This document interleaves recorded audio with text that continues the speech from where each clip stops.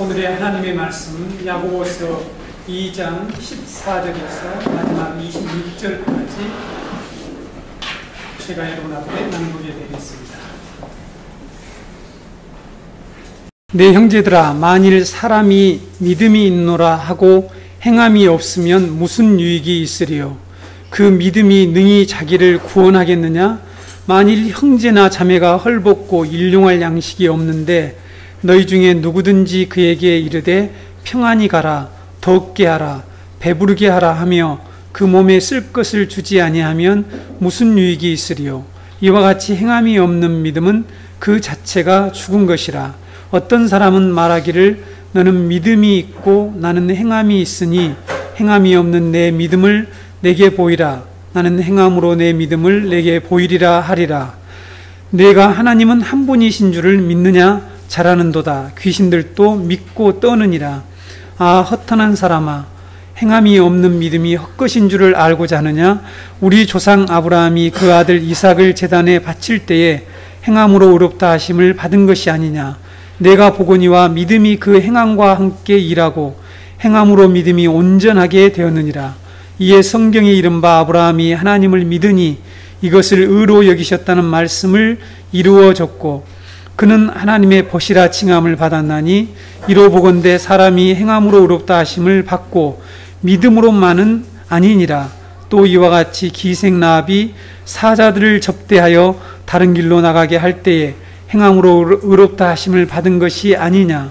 영혼 없는 몸이 죽은 것 같이 행함이 없는 믿음은 죽은 것이니라. 아멘. 우리가 성경에 사도들의 서신을 보게 되면 사도들이 당대의 이 철학이나 사조에 대항해서 이 복음을 증거하고 변호하는 것을 볼 수가 있습니다. 반대로 이 복음을 지키기 위해서 다른 복음이 교회에 들어오는 것들을 경계하고 그것들을 교회에 일깨워서 지금 무엇이 지금 이 교회와 이 복음을 공격하는지를 성도들에게 가르쳤습니다. 야고보 사도도 마찬가지죠. 오늘날 교회 안에 우리가 마치 공기를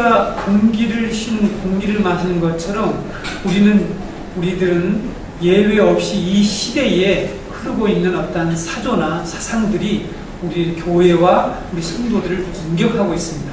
특별히 이 시대의 교회를 공격하고 있는 사조 중에 몇 가지를 제가 여러분에게 소개하겠고 오늘 본문과 관련된 것들은 차근차근 제가 여러분에게 말씀드리려고 합니다. 오늘날 시대의 이 복음을 도전하고 복음을 공격하는 중요한 사조가 신비주의가 있습니다. 신비주의.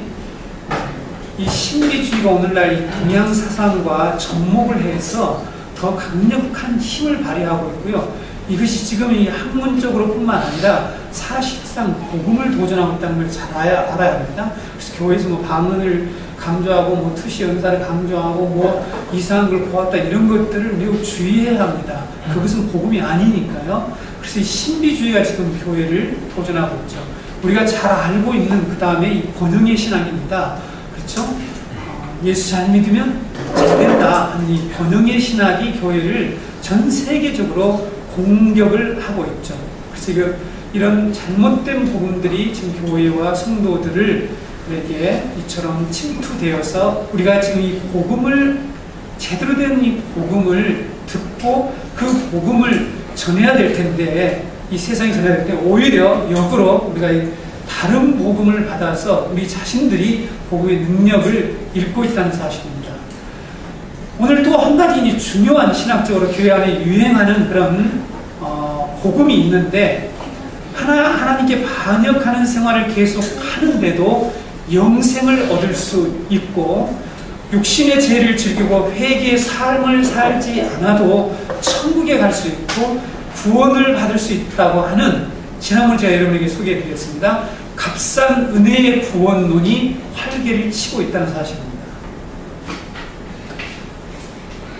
제가 이제 소개하지 않는 여러 가지 이 시대의 교회를 공격하는 내용들이 참 많이 있는데 아까 말씀드린 우리가 공기를 들어 마시는 것처럼 여러분들이 예외가 될 수가 없다는 사실입니다. 그래서 우리가 이러한 교회와 복음을 도전하고 공격하는 이런 잘못된 신학 사상이랄지 이런 잘못된 신앙관들을 우리는 분별해내야 합니다. 구원에 관한 우리의 삶은 중요하지 않다라고 하는 구원론, 이것이 뭐라고 했습니까? Free Grace Salvation이라고 했죠. FGS라고 그랬습니다. 약자로. 지난번에 그 반대편에 있는 게 뭐라고요? 예, Lordship Salvation이라고 얘기를 했습니다. 현재 한국교회 성도들의 상당수는 이 값싼 은혜의 구원론에 이미 물들어 있다는 사실입니다. 제가 자꾸 우리가 공기를 마시는 것처럼 어쩔 수 없이 우리가 이것들을 다 들어마시게 되고 침투하게 된다는 이런 표현을 쓰는 이유가 뭔지를 잘 아셔야 합니다. 이런 값싼 은혜의 구원론을 받아들인 신자들은 믿음과 삶이 분리되어도 구원을 받을 수 있다라고 확고하게 믿고 있습니다. 자, 하나님의 은혜를 강조하면서 현재 자신의 삶을 바꾸는 것, 회개의 삶을 외면하고, 그래서 거룩한 삶으로 나가는 하나님의 이 요구, 명령이 분명히 성경에 기록되어 있는데 그런 것들을 해서 눈을 돌립니다. 쉽게 말하면 무시한다는 사실입니다. 이런 잘못된 구원론과 복음관으로 인해서 현재 교회는 심각한 위기에 처해 있습니다. 제가 예전에 소개했죠. 진리의 전쟁을 쓴 존 메가더 목사님이 진리의 전쟁이라는 책에서 현대 교회와 그리스도인들이 진리와 싸우자는 개념이 없다라는 것을 그 책에서 기록하고 있다라고 제가 여러분에게 소개했습니다. 이런 잘못된 구원론과 복음론과 이 복음론을 우리가 분별해서 싸워내지 않으면 우리도 공기를 마시는 것처럼 우리가 잘못된 공기, 잘못된 음식을 먹어서 병들고 그래서 우리들이 죽는 것처럼 심각한 질병에 걸린 것처럼 오늘날 교회가 이러한 상황에 있다는 것입니다. 이런 교회와 신자들에게 나타난 특징이 있다는 거예요. 이런 교회에 죄와 회개, 심판에 관한 말씀을 가르치지 않는다는 것입니다. 그런 것들을 듣기를 좋아하지 않습니다. 오늘 여러분들이 이 말씀을 딱 읽었을 때에, 제가 낭독해 드렸을 때에, 오늘은 행함을 강조하겠구나 하면서 뭔가 마음이 묵직한다라면 뭔가 나도 지금 어떤 이 사고에 젖어 있다는, 어떤 신앙관이 나의 안에 들어있다고 생각하셔야 됩니다. 자, 왜냐하면 하나님의 이 죄와 회개와 심판이 구원받은 성도들에게는 정말 이 복된 소식에 포함시켜야 할 중요한 요소들이잖아요. 근데 그런 것들이 꺼려지고 그 얘기를 들으면 외면하고 싶고 한다라면 내 안에 뭔가 다른 요소들이 자리 잡고 있다는 것입니다. 성경에는 회개의 삶을 요구하고 죄와 심판에 관한 수많은 말씀들이 분명히 기록되어 있습니다. 그렇죠? 그럼 복음 이후에, 좋아요. 구약시대를 여러분들이 복음시대라고 우리는 지금 그렇게 배우고 있지 않지만 구약시대 복음시대 아니라고 해서 구약의 선지자들이 외치는 것들을 복음과 연결시키지 않고 마치 행위구원론을 강조하는 것처럼 이해하는 것은 율법과 복음과의 관계를 아주 모르는 우리들의 이 빈약한 신학사고, 신학적 사고, 신앙관 때문이라는 것들을 제가 지적하고 싶고요. 그러면 사도들이 말하는 이 말씀들 중에도 분명하게 이렇게 회개를 요구하며 죄와 심판에 관한 수많은 말씀들이 있는데 오늘날 교회가 이것을 외면하고 있다는 것입니다. 전통적으로 종교개혁자들과 우리 개혁교회는 행위는 성도의 행위는 구원받은 표지다 이렇게 얘기를 하고 있습니다. 구원받은 표지라는 것을 강조하고 가르쳐왔다는 사실입니다. 물론 우리의 행위는 구원을 가져오는데 어떤 역할도 하지 않는다. 개혁교회는 이렇게 얘기합니다. 우리는 죽었으니까, 우리는 아무것도 할 수 없는 존재였으니까, 그래서 하나님 우리에게 생명을 불어넣어 주시고 우리에게 믿음으로 반응할 수 있는 은혜를 주셨기 때문에 우리가 하나님께 반응할 수 있다. 이렇게 얘기를 합니다. 자, 그런데 잘 들어보셔야 합니다. 이렇게 어떤 역할도 하지 않지만 변화된 삶과 행위는 그 사람에게 구원이 진정으로 임했음을 보여주는 표지라는 것입니다. 그러나 거듭나고 구원받은 사람은 하나님과 그분의 말씀에 대해 이전과는 다른 태도와 행동을 하게 된다는 것이 개혁교회가 종교개혁자들이 계속해서 가르쳐왔던 복음이에요. 그런데 오늘날 이러한 종교개혁으로 말미암아 복음을 제대로 돌려는 그 복음이 오늘날 교회에서 다시 후퇴하고 있다는 사실입니다.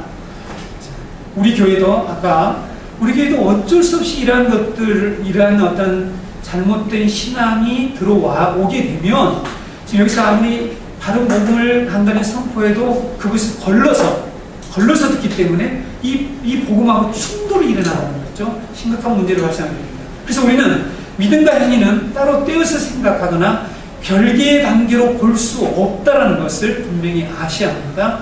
구원받은 표지가 나타나지 않는다면 진정으로 구원받았는지를 우리는 다시 점검해 보아야 합니다. 성경이 그렇게 얘기하고 있는데, 그래서 정말 구원은 행위와 무관할까라는 것을 오늘 제가 여러분에게 말씀드리겠습니다.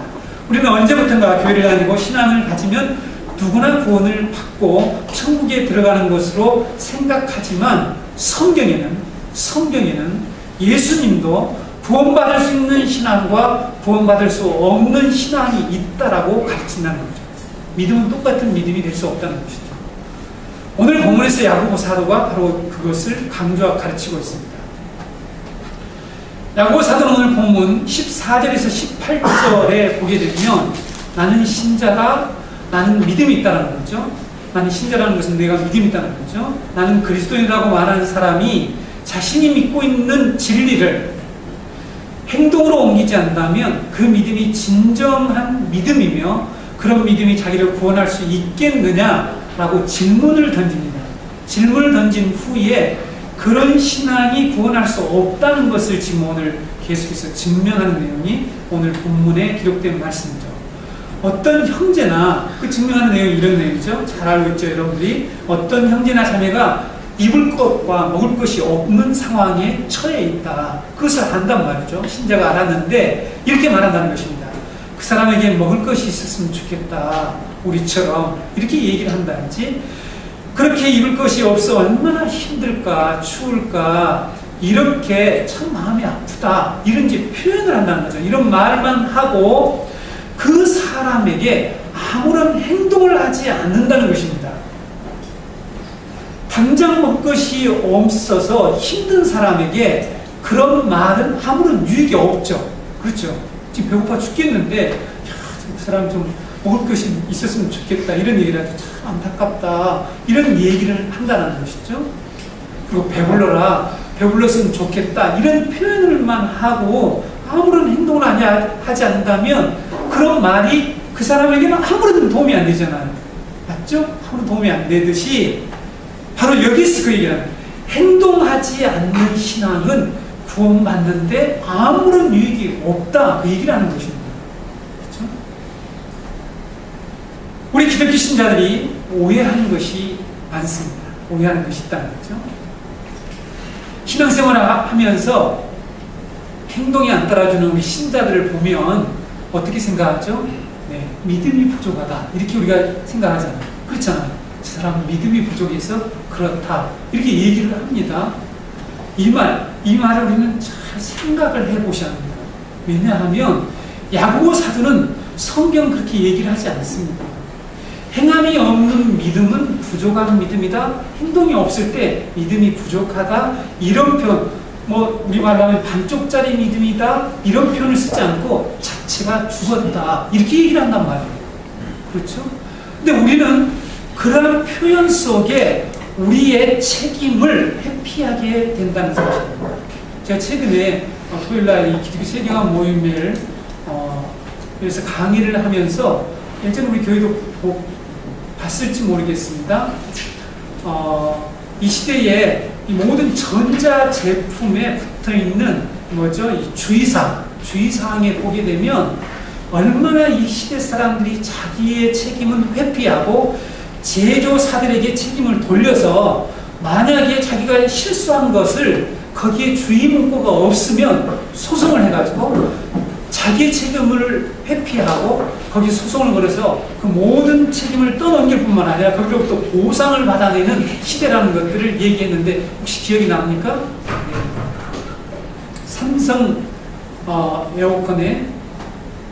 에어컨에서 나오는 물을 마시지 마세요. 어떤 사람이 에어컨에서 나오는 물을 마시겠어요? 그리고 화장실에 변기에 있는 소홀로 몸을 닦지 마세요.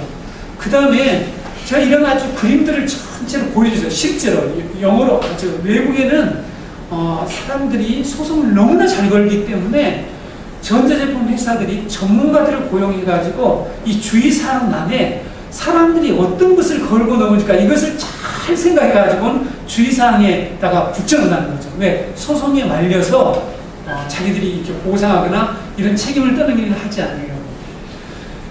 이렇게 지금 이 세상에는 타락한 인간은 하나님이 본래 창조한, 하나님 형상으로 창조한 인간이 도덕적 책임을 지는 존재로 지었는데 타락한 인간이 자기 책임을 회피해요. 근데 만약에 우리의 구원이 자기 인간의 책임을 회피하고 행함이 없어도 구원을 받는다는 강조하게 되면 이것은 완전히 엉터리라는 사실입니다. 잘 들으셔야 합니다. 저 우리 교회 성도님들 잘 들으셔야. 제가 이 설교를 하게 될 때는 여러 가지 생각이 있겠죠. 그렇죠? 영적 상황을 분별해서 얘기를 하는 거겠죠. 심각한 문제가 도래야 합니다. 그래서 기독교가 아주 엄청나게 공격을 받게 된다는 거죠. 여러분, 저를 이해하시죠? 네. 제가 그냥 빈말이나 근거 없는 얘기를 가지고 와서 얘기를 하지 않을 것이라는 것은 적어도 이해가 되시죠? 예? 그래서 하나님의 형상으로라는 것이 구원이라고 제가 누누이 창세기 1장에서 강조해왔는데 만약에 이것이 오늘 값싼 은혜의 구원론에 의해서 인간의 책임을 지지 않고 우리의 책임을 하나님께 전부 다 떠돌리고 하는 것이 구원이라면 도대체 뭐냐 우리의 구원이. 이런 아주 심각한 문제가 발생하는데 이것이 오늘 이 죄악된 인간, 이 세상에서 퍼져나가고 있는 마치 책임을 회피하고 제조법입니까? 제조사법이라고 피해라고 하는 법인데 그 법이 발동하면서 우리 한국에도 지금 아주 제조사들이 긴장을 하고 있는데 그래서 책임을 인간이 자기가 짓지 않고 제가 말씀드렸잖아요. 담배는 지가 피워놓고 담배 회사에게 소송을 해가지고 그래서 폐암이 걸리니까 담배 회사 너희들이 왜 이런 걸 만들어놨고 내가 폐암이 걸렸다 소송에서 이겼잖아요. 외국에서는. 이런 시대란 말이죠. 이게 타락한 인간들의 현상이란 말이죠. 그래서 여러 가지 제가 설명을 했습니다. 이 뭐죠? 이 공구용 이 벤치를 치과용으로 사용하지 말라. 어떤 사람이 치과용이 입변에 쓰겠어요, 벤치를. 그런데 그런 용어를 다 주의사항을 써붙여야 하는 이 시대에 이런 문제를 우리 그리스도인들이 복음을 안다라면 왜 이런 현상이 일어나는가? 근데 그것이 오늘 교회 안에 들어왔다니까요. 교회 안에 들어와서 자기는 하나님이 다 하나님께 모두 책임을 돌리는 거죠. 그것도 은혜라고 하는 미명 아래. 그렇죠? 이 문제를 오늘 제가 여러분들에게 나누려고 하는 것입니다. 그래서 야고보 사도는 행함이 없는 것을 믿음이 부족하다 이런 표현을 쓰질 않아요. 근데 우리는 자꾸 그렇게 생각하잖아. 저 사람이 믿음이 부족해서 그런다 라는 이런 생각으로, 이런 관점으로 그 사람의 책임지지 않고 여전히 자기 의지적으로 하지 않는 그런 모든 것들을 믿음이 부족하다고 하는 그 미명 속에 다 덮어버리는 이런 문제를 갖고 있다는 것입니다. 죽은 믿음은 믿음이 없는 것이고 죽은 믿음은 구원을 받을 수가 없다라고 지금 야고보 사도가 얘기하고 있습니다. 그래서 행함이 없는 믿음은 구원할 수 없다라고 야고보 사도는 아주 강하게 여기에서 설명하고 있습니다. 배경이 있겠죠? 당시에 이런 사상들이 교회에 침투했단 말이죠. 그럼 바울 서신들, 이 베드로 서신, 야고보 서신들을 쭉 보게 되면 당대에 이런 잘못된 이 잘못된 이 복음관, 잘못된 이런 구원관들이 교회를 침투하기 때문에 이런 얘기를 하는 거예요. 그렇죠? 자, 어떤 사람이 믿음이 있느냐 없느냐는 하나님의 말씀을 실천하느냐 그렇지 않느냐로 평가되는 것이지 입술의 고백으로 평가되는 것이 아니라는 것을 지금 야고보 사도가 얘기한다는 거죠.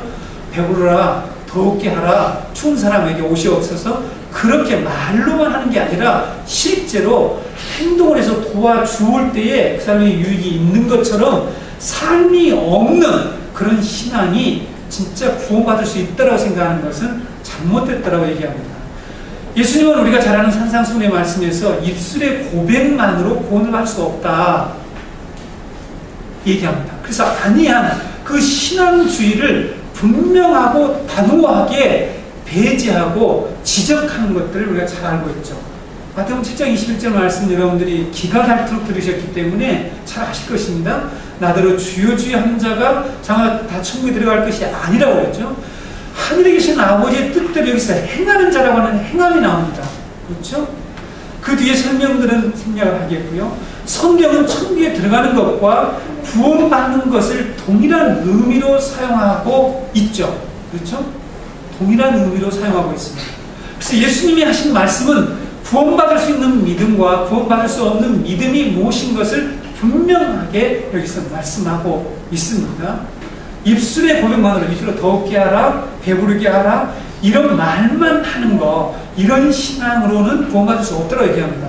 지금 교회가 심각합니다. 오늘 그리스도인들이 무슨 생각을 하는지 여러분들도 주의를 가만 보시면 자기 행함에 거의 책임을 지지 않으려고 하는 이런 세태와 동일하게 교회가 보조를 맞춰서 지금 가고 있단 말이죠.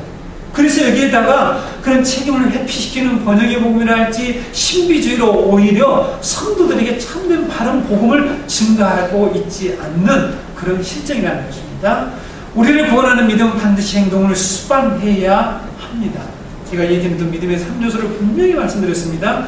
믿음은 지식만 있어서도 안 되고 그냥 내가 지식도 없는데 무엇을 믿는다는 것은 불가능하고 신뢰할 수가 없어요. 알지도 못하고 듣지도 못하는 것을 어떻게 트러스트 하겠어요? 그래서 말이지 지식이 있어야 되고 반드시 그것에 대해서 내가 의탁을 해야 되죠. 신뢰를 해야 됩니다. 맡겨야 된다는 거죠. 맡기는 그런 어떤 신뢰가 있으면 당연히 행동이 나오는 것이죠. 그런데 이런 것들을 분리를 한다? 가능한 일입니까? 가능하지 않습니다. 그렇죠? 그래서 회개에 의한 신실한 그런 행동과 분리되지 않는다는 것입니다. 구원 얻는 믿음은 회개에 의한 신실한 행동과 분리되지 않고 하나님의 은혜와 그분께 대한 순종과도 분리할 수 없습니다. 은혜와 순종을 분리해서는 안 된다는 것이죠. 하나님의 은혜를 받았으면 하나님께 순종하는 그런 삶이 반드시 나와야 된다는 것입니다. 그래서 오늘 야고보 사도는 지적 동의만 믿고 순종이 없는 믿음, 구원할 수 없는 믿음이라는 것들을 증명해 나갑니다. 그렇죠? 18절부터 19절 보시게 되면 이 배경이 있다고 했죠. 야고보의 가르침에 반기를 드는 사람이 있었던 것 같아요. 자, 오늘날도 많습니다. 오늘날도 제가 팽팽하게 이 로드십 셀베이션과 프리 그레이스 셀베이션이라고 하는 값싼 은혜의 구원과 팽팽하게 맞서고 있는데 지금은 어느 진영이 판정성을 거두고 있다고요? 값싼 은혜의 구원과 판정성을 거두고 있습니다. 이쪽에 많은 사람들이 여기에 물들어 있고요. 그래서 이러한 어떤 신앙관을 가지고 있는 사람들은 오늘 제가 전하는 메시지를 계속 색깔을 두고 볼 것이면 좀 문제가 있다 이렇게 얘기하고 반기를 들고 싶어하는 생각이 분명히 있어요. 그렇죠? 조만간에 여러분들하고 성경 배경 강좌가 끝나면 교리 공부를 그래서 하려고 합니다. 오늘날 지도자들이나 우리 성도들이 너무나 이 신학, 제가 어제도 우리 주입사님 신학 실종이라는 책이 있습니다. 데이비드 웰스의. 이 시대가 이 신학이 실종이 되어버렸어요. 신학이 없다는 말은 성경이 가르치고 있는 진정한 이 교리를 떠나서 상관없이 우리에게 신앙을 가르치고 있다. 이런 의미입니다. 그래서 여러분, 야고보의 가르침에 야고보가 전하는 이 메시지에 반기를 드는 사람이 있었던 것 같습니다. 참된 믿음, 구원에 이르는 믿음은 행함으로 증거를 제시해야 한다라고 하자 믿는 사람들 중에, 이 신자들 중에 행함과 믿음을 분리를 시도하려는 자들이 있어서 반기를 든 거예요. 그렇죠? 항상 대상이 있는 것입니다. 오늘도 제가 이 시대 상황, 이 시대적 상황 앞에 지금 시대적 상황을 제가 알기 때문에 오늘 이 말씀을 전하는 거라는 거죠. 네. 야고보서 오늘 2장 18절 보세요. 어떤 사람이 말하기를 너는 믿음이 있고 나는 행함이 있으니 행함이 없는 내 믿음을 내게 보이라. 나는 행함으로 내 믿음을 내게 보이리라 하리라. 이게 어떤 사람이 지금 이런 얘기를 한다는 것입니다. 그런데 여러분, 행함과 믿음을 나누려는 이러한 시도, 주장은 명백하게 잘못된 신앙이라고 야고보 사도가 강조하고 있습니다. 진정한 믿음인가를 확인해주는 행함을 제시하지 못하고 단지 지식적으로 알고만 있고 도움이만 하는 신앙은 살아있는 믿음이 되지 못한다, 이 얘기를 한단 말이죠. 그래서 예를 들고 있습니다. 어떤 예를 들고 있습니까? 19절 보실까요? 귀신의 예를 들고 있습니다. 귀신. 내가 하나님은 한 분이신 줄을 믿느냐? 잘하는도다. 귀신들도 믿고 떠드느니라. 떠드느니라 이렇게 되어 있습니다. 우리는 이 말씀에서 행함이 따르지 않아도 구원이 있다라고 하는 야고보의 적대자가 어떤 사람인지를 감지할 수가 있어요. 어떤 사람인지를 알 수가 있습니다. 어떤 사람일까요? 이 사람은 하나님이 한 분이다. 그러니까 하나님만이 유일한 신이다. 신명기 6장 4절에 있죠. 이스라엘 아들아, 우리 하나님 여호와는 오직 하나인 여호와시니로서 하나님이 한 분이시고 유일하신 하나님의 신이라는 것들을 믿는다는 것입니다. 믿어요. 즉 하나님의 존재와 그분이 유일한 신이라는 것을 믿는 자라는 것입니다. 성경을 잘 이렇게 배경 묵상을 해보면 알겠죠. 그래서 야고보서는 그것을 뭐라고 얘기하냐면 잘하는 일이다, 잘하는도다 이렇게 인정을 해줍니다. 옳다, 그건 잘하는 일이다. 그러나 이러한 지식을 가지고 있다고 해서 그 사람이 구원 없는 믿음을 가진 것이 아니다. 이러한 지식을 가지고 있는데 행함이 없다라면 그 믿음이 구원을 받을 수 있는 믿음이 될 수 없다. 왜냐하면 귀신들도 그런 신앙을 가지고 있다는 것입니다. 귀신들도 하나님이 계신 것을 조금도 의심하지 않고 믿습니다. 잘 알고 있죠? 그리고 하나님이 어떤 분인가를 잘 안다는 것이죠. 예수님이 인간의 몸을 입고 세상에 오셔서 하나님 나라의 복음을 전파하시고 하나님 나라의 도래의 증거인 병자들을 고치시는 이 공생의 사역을 시작하시자마자 누가 가장 먼저 알아왔습니까? 예, 마귀, 귀신들이 가장 먼저 알아봤어요. 그래서 예수님의 회당에 들어갔습니다. 근데 귀신 들린 한 사람이 이렇게 예수님 향해서 소리쳤죠. 마가복음 1장 24절에 나사렛 예수여, 우리와 당신이 무슨 상관이 있나이까? 우리를 멸하려 왔나이까? 나는 당신이 누구인 줄 아노니 하나님의 거룩한 자니이다. 이렇게 얘기를 하는 거예요. 다른 사람들이 아직 하나님의 아들인 것을 잘 알지도 못하고 있는 시대에, 그렇죠? 그 사람이 누구냐? 병을 고치고 이렇게 기적을 나타내는데, 이렇게 하나님으로 보냄을 받은 하나님의 아들이라는 것, 그분이 곧 하나님이라는 것을 사람들이 잘 알지 못하는 그때에 귀신들이 나타나서 이렇게 나는 당신을 안다. 당신은 하나님의 거룩한 자다. 마가복음 3장 11절에도 더러운 귀신들도 어느 때든지 예수를 보면 그 앞에 엎드려 부르짖어 가로되 당신은 하나님의 아들이니이다. 하나님의 아들이라고 분명히 알아봤습니다. 예수님께서 여러분 거라사 지방에 가셨을 때 더러운 귀신들이 무덤에서 나왔습니다. 무덤에서 이렇게 나와서 예수님을 만나서 예수님을 알아보고 이렇게 말합니다. 자, 여러분 이런 말씀들을 잘 우리가 기억해야 되겠죠? 마가복음 5장 7절에 큰 소리로 부르짖어 가로되 지극히 높으신 하나님의 아들 예수여, 나와 당신과 무슨 상관이 있나이까? 원컨대 하나님 앞에 맹세하고 나를 괴롭게 하지 마옵소서 하니 하나님의 아들 예수여, 이렇게 불렀다는 거죠. 귀신들도 하나님의 존재에 관한 지식, 하나님이 어떤 분이라는 것, 이런 것들을 잘 알고 있었습니다. 그리고 어떤 반응까지 보였다고요?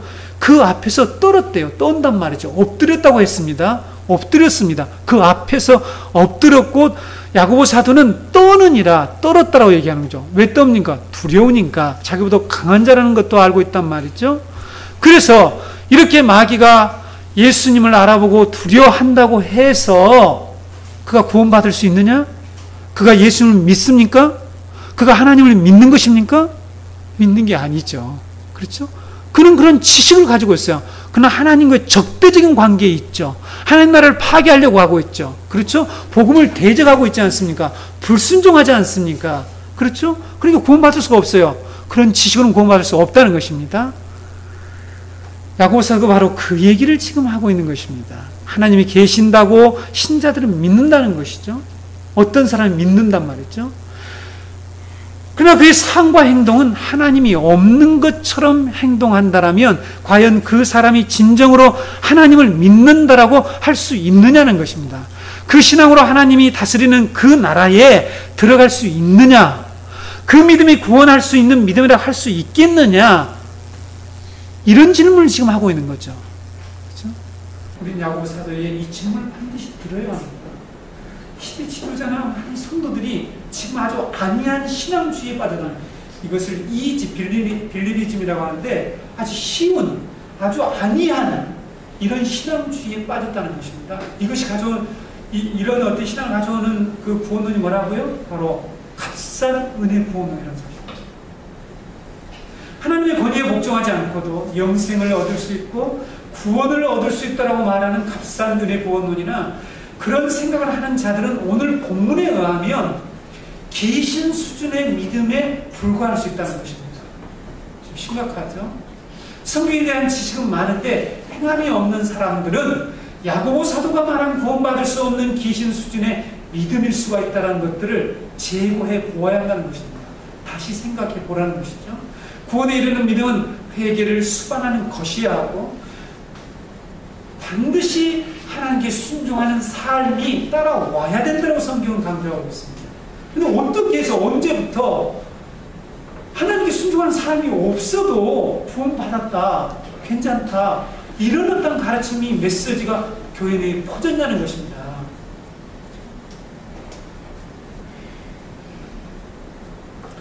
이전에 하나님의 뜻을 거역하며 살았던 그런 죄악된 삶을 청산하는 것을 성경적으로 뭐라고 얘기합니까?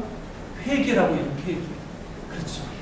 우리의 구원의 서정에 하나님의 부르심이 있고 회개가 있어요. 회개. 회개를 해야 합니다. 회개를 해야 되죠. 반드시 회개라는 요소가 들어있는데 회개가 없어도 구원받을 수 있는 믿음이다. 이게 성경적인 가르침이 될 수 있습니까? 참 우리가 생각해 보셔야 합니다. 혹시 여러분 중에 그래도 의문이 생기는 분이 있습니까?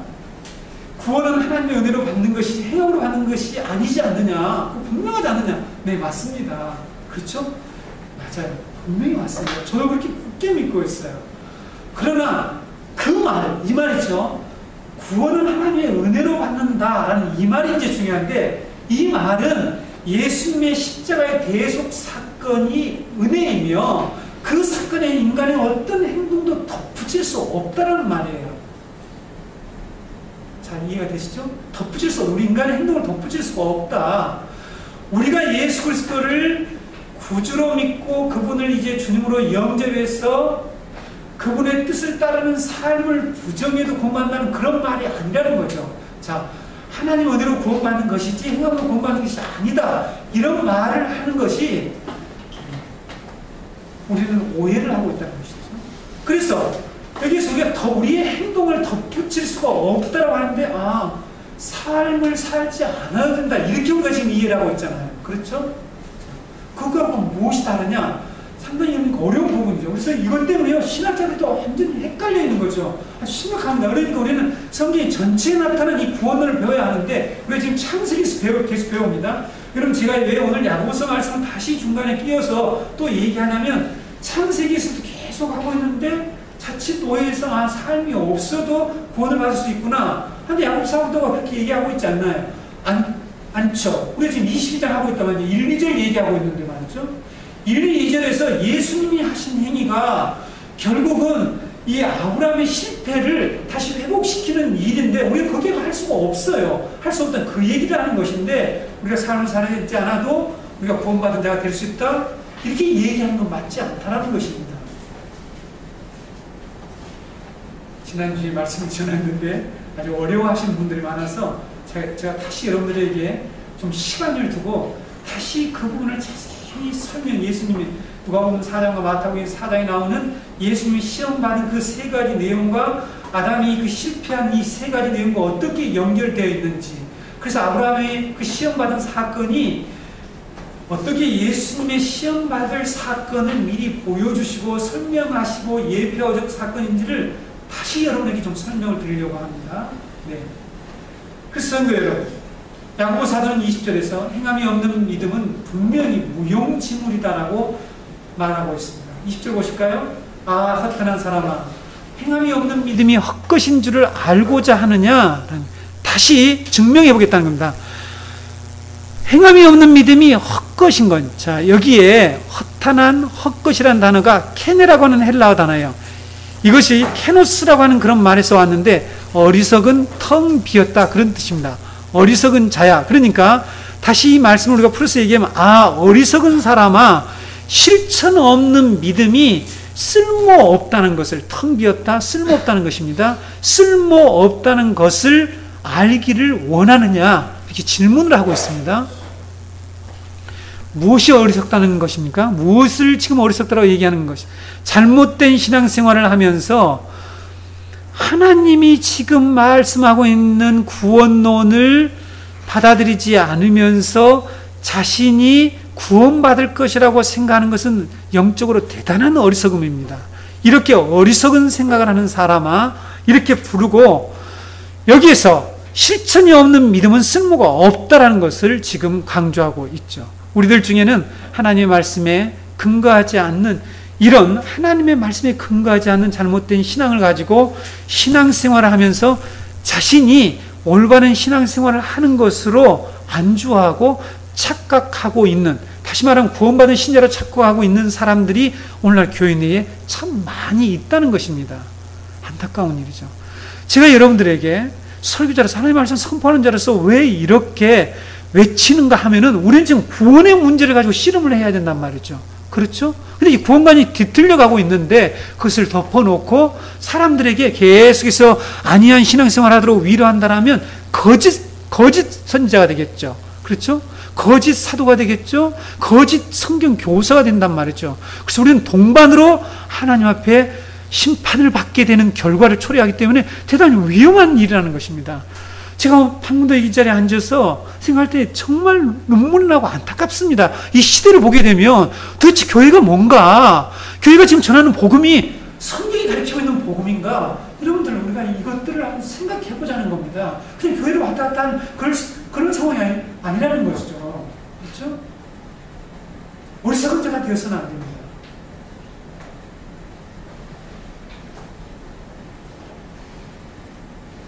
우리 한교회는 상당수 신자들이 이와 같이 성경에 근거하지 않는 이러한 신앙, 이런 구원관을 가지고 있다는 것입니다.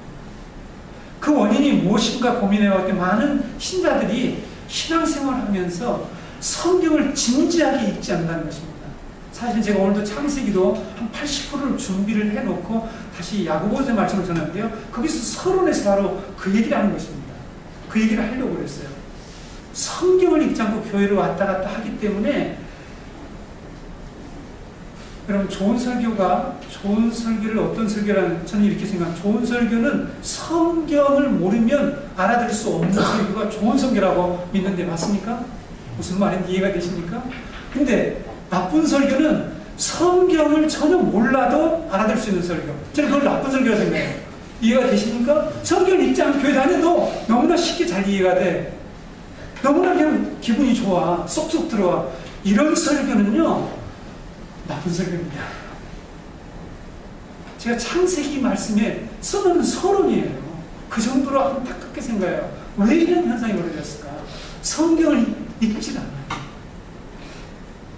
성경을 덮어놓고 믿는 것을 제가 발견하게 됐어요. 성경을 읽지 않으니까 잘못된 설교나 가르침도 성경에서 예수님 가르치신 내용으로 착각을 하고 그것을 믿고 따라간다는 사실입니다.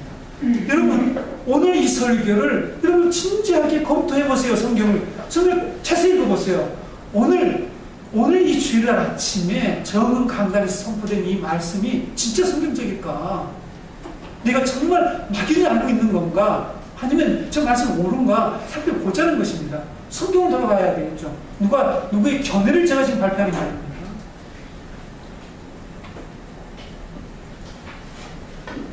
예수님은 신앙과 삶을 결코 분리될 수 없다라고 분명하게 가르칩니다. 어떤 비유를 통해서요? 나무와 열매라고 하는 비유를 통해서 분명히 가르쳤습니다. 마태복음 7장 16절 18절에 이렇게 말씀하고 있죠. 그의 열매로 그들을 알지니 가시나무에서 포도를 또는 엉겅퀴에서 무화과를 따겠느냐? 이와 같이 좋은 나무마다 아름다운 열매를 맺고 못된 나무가 나쁜 열매를 맺나니 좋은 나무가 나쁜 열매를 맺을 수 없고 못된 나무가 아름다운 열매를 맺을 수 없느니라. 자, 여기는 나무는 신앙이라면, 믿음이라면 열매는 우리의 행위를 의미하는 거죠. 우리의 삶을 얘기하는 것입니다. 만약에 좋은 신앙, 성경적인 신앙을 가지고 있다면 반드시 좋은 열매를 맺어야 된다고 얘기하고 있잖아요, 예수님이.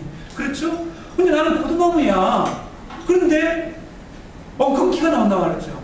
여기서 그래서 예수님이 가시나무에서 포도 열매를 맺을 수가 없다. 가시나무 나쁜 나무잖아요. 포도 열매가 나올 수가 없다. 엉겅퀴에서 무화과를 딸 수가 없다. 엉겅퀴 나무는 엉겅퀴 열매를 맺어야 되고 무화과 나무는 무화과 열매를 맺게 돼 있다. 구원받은 자는 구원받은 자의 그런 삶과 순종과 회개의 모습이 드러나야 된다고 하는데 이것이 약화되어 있고 이것을 강조하지 않는다는 것이죠. 그렇죠? 그러니까 가정에서, 직장에서, 곳곳에서 이제 교회와 복음은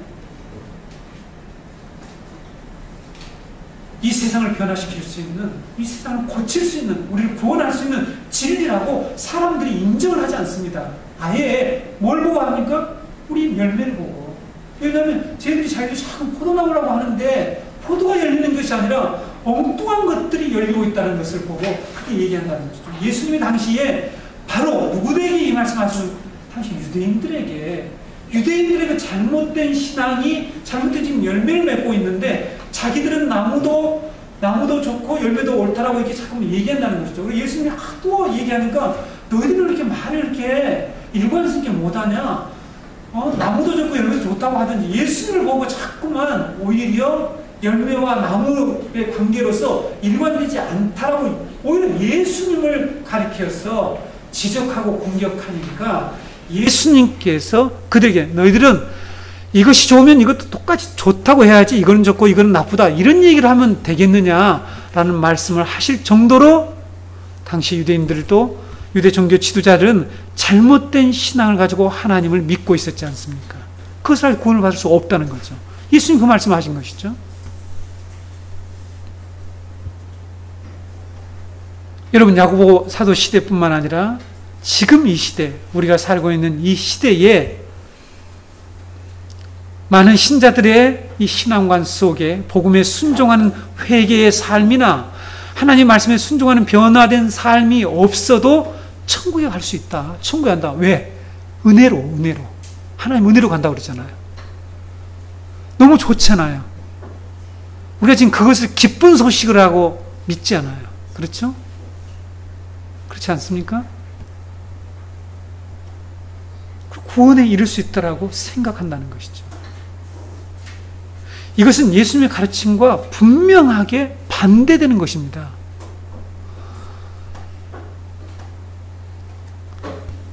제가 여러분의 어떤 속에서 어떤 충격이 일어날지 제가 다 감안하면서 이 메시지를 전하고 있습니다. 나무와 열매는 분리될 수가 없죠. 예수님 말씀하잖아요. 나무는 뭐고 열매가 뭐라는 겁니다. 열매는 우리 삶을 얘기하는 거 아닙니까? 그렇죠? 분명하게. 그러면 상과 이 신앙 고백이 일관되게 동일해야 된다라고 예수님 말씀했지, 달라도 괜찮다. 다를 수도 있다. 세상에 그런 나무가 어디가 있습니까? 다를 수가 없다라고 얘기하는데 우리는 그렇지 않다. 무엇 때문에? 은혜 때문에. 은혜라고, 하나님의 은혜, 이것을 값싸게 사용한다는 것입니다. 이게 값싼 은혜의 구원론이에요. 그래서 여러분, 행함으로 자기의 믿음을 입증한 두 사람을 이제 야고보 사도가 예를 들어서 다시 믿음과 행함이 일치된 신앙만이 구원을 받을 수 있다라고 얘기하고 있습니다. 첫 번째 사람이 누굽니까? 21절, 24절에 나오는 아브라함이죠. 우리가 창세기 22장 지금 1절, 2절에서 하고 지난주에 지금 멈춰있죠. 22장에서 우리는 잘 알고 있습니다. 백세 낳은 아들 이삭을 모리아 땅에 한 산에서 제물로 바치라고 할 때에 얼마나 아브라함이 그 말씀을 들었을 때에 많은 그 생각, 지난번에 상충된다고 했죠. 하나님 약속과 상충되고 하나님이 하신 그 말씀에 모순이 됨에도 불구하고 아무런 반응을 하지 않아요. 아무런 대꾸나 반문을 하지 않고 그는 그대로 순종해서 모리아 산으로 나가야 됩니다. 오늘 지금 그 순종의 내용을 하려다가 이쪽으로 야고보서로 왔는데요. 순종에서 행동으로 옮깁니다. 이 하나님의 명령을 실천으로 옮기는 것은 하나님에 대한 믿음이 없으면 불가능한 것이죠. 믿음이 있었어요. 근데 그 믿음이 무엇으로 증명됐다라고 야고보 사도가 얘기하냐면 행함으로 증명됐다라고 얘기하는 것이죠. 그래서 21절에 우리 조상 아브라함이 그 아들 이삭을 제단에 드릴 때에 행함으로 의롭다 하심을 받은 것이 아니냐. 근데 우리는 이 말씀 자꾸 외면한다는 거죠. 그렇잖아요. 현대 교회가 그러잖아요. 아브라함이 그렇게 된 게 행함으로 의롭다 하심을 받은 게 아니냐 하는데 아니야. 은혜로 된 거야. 은혜로만. 자꾸 은혜로만 됐다고 얘기하잖아요. 그러면 성경에 이 구절을 빼내야 하는 것입니까? 아니면 다르게 해석을 해야 됩니까? 아니면 어떤 방식으로 해석을 해야 되는 것입니까? 아브라함은 하나님의 약속을 믿는 믿음이 분명히 있었습니다. 비록 자신의 머리로 도무지 이해가 되지 않는 상황이었지만, 그런 명령이었지만 그는 하나님에 대한 자신의 믿음을 순종을 통해서, 행함을 통해서 입증해냈습니다. 그래서 하나님이 그것을 의롭다고 여기시고 그에게 다시 그 언약을 다시 확증시켜준 내용이 뒤에 나오지 않습니까? 네. 그래서 여러분, 하나님에 대한 믿음이 있다고 말하면서 믿음이 있다는 것을 보여주는, 증거하는 그런 표지가 되는 행함이 없다라면 그 믿음은 참된 믿음이 될 수 없다라고 말하고 있습니다. 우리 그리스도인은 모두 하나님이 살아계시며 그분이 우리의 안고 일어서고 누우며 머리털까지 세시는 분이심이라는 것을 성경을 통해서 지식적으로 잘 알고 있어요. 그렇다면 우리는 우리의 삶에서 하나님을 경외하는 삶의 태도와 그분의 말씀을 준행하는 그런 순종이 있어야 됩니다. 바로 아브라함이 그랬죠. 아브라함이 이제서야 내가 나를 경외하는 줄을 알았다고 그랬잖아요. 왜 그래서 경외하는 삶이 있어야 되는 거예요. 그게 진짜 믿음이라는 것입니다. 근데 경외하는 삶이 없어요. 책임을 회피해요. 은혜라고 하는 것에 다 밀어붙이고 그 은혜가 다 해결해 줄 거야. 이렇게 하고 나는 괜찮아. 하나님 은혜를 구원받는 거야. 이렇게 하면서 하나님을 경외하지 않는데 그런 어떤 신앙의 태도로 구원을 받는다? 이게 맞지 않는데 왜 이런 생각들이 교회 안에 들어왔냐는 것이죠. 야고보 사도는 22절에 내가 보고니와 믿음이 그의 행함과 함께 일하고 행함으로 믿음이 온전케 되느니라.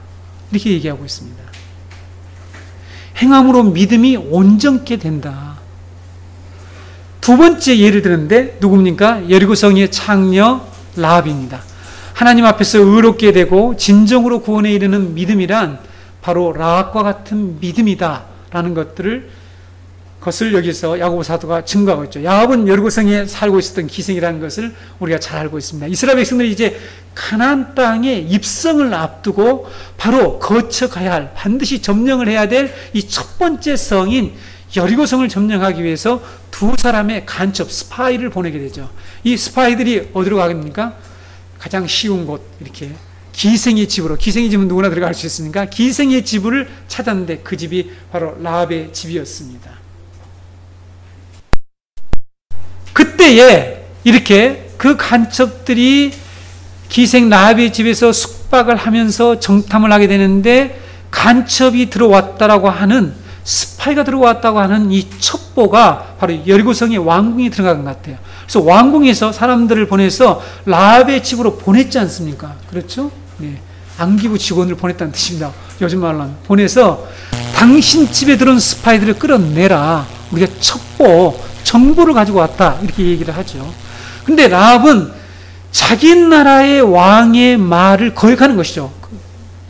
왕이 보낸 사람들이 왔으니까 왕의 말을 거역하고 두 명의 간첩들을 숨겨주잖아요. 그렇죠? 여러분, 이 죄를 요즘 말로 하면 무슨 죄라고 합니까? 간첩 은닉죄예요. 은닉죄. 그래서 이 죄도 반공법에 걸립니다. 안기법에 걸려요. 그리고 더 크게는 반역죄에 해당을 하는 거죠. 그런데 이런 어떠한 위험을 무릅쓰고 어떻게 얘기합니까? 그들을 숨겨준 다음에 이미 도망갔다고 따돌리고 이스라엘 간첩들을 보호해 줄 뿐만 아니라 잘 대접해서 그들을 탈출시켜 줍니다. 왜 라합이 이러한 위협을 무릅쓰고 이러한 행동을 했습니까? 여호수아의 말씀에 이유가 있었죠. 자, 여호수아 2장 8절에 11절. 두 사람이 눕기 전에 라합이 지붕에 올라가서 그들에게 이르되 말하되 여호와께서 이 땅을 너에게 주신 줄을 내가 아노라. 우리가 너희를 심히 두려워하고 이 땅 백성이 다 너희 앞에 간담이 녹나니 이는 너희가 애굽에서 나올 때에 여호와께서 너희 앞에서 홍해물을 마르게 하신 일과 너희가 요단 저편에 있는 아모리 사람의 두 왕 시온과 옥에게 행한 일 곧 그들을 전멸시킨 일을 우리가 들었음이라. 우리가 듣자 곧 마음이 녹았고 너희의 영고로 사람이 정신을 잃었나니 너희 하나님 여호와는 상천하지의 하나님이시니라. 네, 하늘과 땅의 하나님이시다. 이런 이제 고백을 합니다. 라합이 이런 행동을 하게 된 이유가 뭐라고 얘기하고 있습니까? 하나님이 하신 일들을 들었다는 것입니다. 그리고 하나님이 이 가나안 땅을 이스라엘 백성에게 주신 줄을 알았다는 것입니다. 그렇죠? 그런데 이러한 지식을 가지고 있을 뿐만 아니라 이런 지식이 있었다는 거죠. 이런 지식을 가지고 있는데 이 지식에서 끝난 것이 아니라 그것을 믿었다는 것입니다. 믿었죠? 아까 믿음에 세 가지 요소가 있다고 그랬죠? 믿었어요. 그 다음에 어떻게 했습니까? 행동으로 옮겼대요.